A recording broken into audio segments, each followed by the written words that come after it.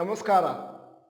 ಇವತ್ತಿನ ವಿಡಿಯೋ ಮುಂದಿನ ವಾರ ನಮ್ಮ ಮಾರುಕಟ್ಟೆ ಮೇಲಕ್ಕೋ ಅಥವಾ ಕೆಳಕ್ಕೋ ನಿರ್ಧರಿಸುವ ಅಂಶಗಳು.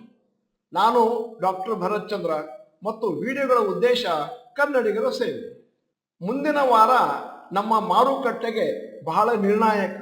ಯಾಕಂದ್ರೆ ಈಗ ಸದ್ಯಕ್ಕೆ ಮಾರುಕಟ್ಟೆ ಆಲ್ಮೋಸ್ಟ್ ಲೈಫ್ ಟೈಮ್ ಹೈಯಲ್ಲಿದೆ ಮತ್ತು ಬೇಕಾದಷ್ಟು ನ್ಯಾಷನಲ್ ಮತ್ತು ಇಂಟರ್ನ್ಯಾಷನಲ್ ಇಕಾನಮಿಕ್ ಡಾಟಾ ನಮ್ಮ ಮುಂದೆ ಬರಲಿದೆ ಮುಂದಿನ ವಾರ. ಅದು ಹೇಗಿದೆ, ಅದು ನಮ್ಮ ಎಸ್ಟಿಮೇಟಿಗೆ ಅನುಗುಣವಾಗಿದೆಯೋ ಇಲ್ಲ ಅದಕ್ಕಿಂತ ಕೆಳಗಿದೆಯೋ ಅದನ್ನು ಆಧರಿಸಿ ನಮ್ಮ ಮಾರುಕಟ್ಟೆ ಮೇಲೆ ಅಥವಾ ಕೆಳಕ್ಕೆ ಹೋಗ್ಬೋದು.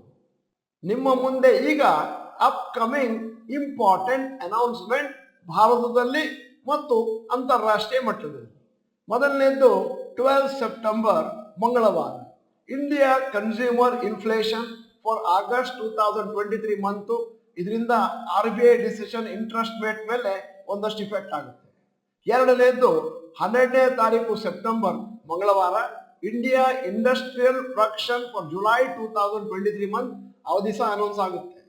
ಮೂರನೇದು 13ನೇ ತಾರೀಕು ಸೆಪ್ಟೆಂಬರ್ ಬುಧವಾರ US inflation for August 2023 month announcement ಆಗುತ್ತೆ. ಅದರಲ್ಲಿ US federal reserve rate decide ಆಗುತ್ತೆ. ನಾಲ್ಕನೇದು 14ನೇ ತಾರೀಕು ಸೆಪ್ಟೆಂಬರ್ ಗುರುವಾರ US retail sales figure August 2023 ತಿಂಗಳು. ಐದನೇದು 14ನೇ ತಾರೀಕು ಸೆಪ್ಟೆಂಬರ್ ಮತ್ತು ಗುರುವಾರ ಇಂಡಿಯಾ ಹೋಲ್ಸೇಲ್ ಪ್ರೈಸ್ ಇನ್ಫ್ಲೇಷನ್, ಅದು rate in announcement for August 2023 month.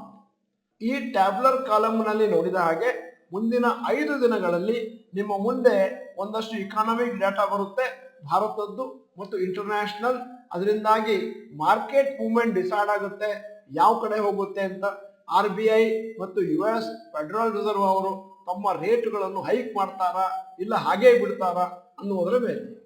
Crude oil price ಕೂಡ 10 ತಿಂಗಳ ಹೈಯೆಸ್ಟ್ ಅಲ್ಲಿ ಒಂದು ಬ್ಯಾರಲ್ಲಿಗೆ $90 ಅಲ್ಲಿ ಕೂತ್ಕೊಂಡಿದೆ. ಮತ್ತೆ ಸೌದಿ ಅರೇಬಿಯಾ ರಷ್ಯಾದವರು ತಮ್ಮ ಆಯಿಲ್ ಪ್ರೊಡಕ್ಷನ್ ಅನ್ನು ಕಟ್ ಮಾಡಿದ್ರಿಂದ ಈ ತರ ಆಗಿದೆ. ಇದು ಕೂಡ ನಮ್ಮ ಎಕನಾಮಿಕ್ ಸಿಚುವೇಶನ್ ಅದರ ಮೇಲೆ ಇಂಪ್ಯಾಕ್ಟ್ ಮಾಡುತ್ತೆ. ನಮ್ಮ ರಾಷ್ಟ್ರ ಅಲ್ಲ, ಬೇರೆ ದೇಶಗಳ ಇಕಾನಮಿ ಮೇಲೆ ಕೂಡ ಇದರ ಇಂಪ್ಯಾಕ್ಟ್ ಇದ್ದೇ ಇದೆ. ಭಾರತದ ಮಾರುಕಟ್ಟೆಯನ್ನು ನೋಡಿದ್ರೆ ಸದ್ಯದ ಮಟ್ಟಿಗೆ FIIs ಆರ್ ನೆಟ್ ಸೆಲ್ಲರ್ಸ್ ಮತ್ತೆ DIIs ಮತ್ತು ನಮ್ಮ ರಿಟೇಲ್ ಇನ್ವೆಸ್ಟರ್ಸ್ ಒಂದಷ್ಟು ಸಪೋರ್ಟಿಂಗ್ ರೋಲ್ ಅನ್ನು ಕೊಟ್ಟಿದ್ದಾರೆ.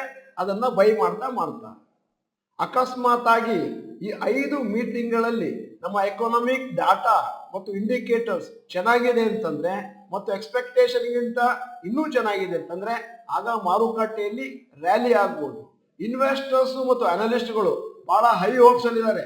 ಯಾಕಂದ್ರೆ ಮಾರುಕಟ್ಟೆ 20,000ವನ್ನು ಈ ವಾರ ಕ್ರಾಸ್ ಮಾಡಬಹುದು ಅನ್ನುವಂತ ಒಂದು ಆಸೆಯಿಂದ. ಕಳೆದ ಸತಿ 2 ತಿಂಗಳ ಕೆಳಗೆ ನಿಫ್ಟಿ 19,992 ಟಚ್ ಮಾಡಿ ಅಲ್ಲಿಂದ ದಿಢೀರಂತ ಕೆಳಗೆ ಬಿದ್ದಿತ್ತು. ಈಗಲೂ ಕೂಡ ಹಾಗಾಗುತ್ತೋ ಇಲ್ಲ ಮೇಲಕ್ಕೆ ಹೋಗುತ್ತೋ ಅಂತ ಎಲ್ಲರೂ ಕೂಡ ಕಾಯ್ತಾ ಇದ್ದಾರೆ. ಫಿಂಗರ್ಸ್ ಕ್ರಾಸ್ಡ್ ಅಂತ ಹೇಳ್ತಾರಲ್ಲ, ಆ ರೀತಿ ಇಂಗ್ಲಿಷ್ನಲ್ಲಿ. ಈಗ ಈ ವಿಡಿಯೋದ ಕೊನೆಯಲ್ಲಿ ನಿಮ್ಮ ಜನರಲ್ ನಾಲೆಜಿಗಾಗಿ ಒಂದು ಪ್ರಶ್ನೆ ಕೇಳ್ತಾ ಇದ್ದೇನೆ.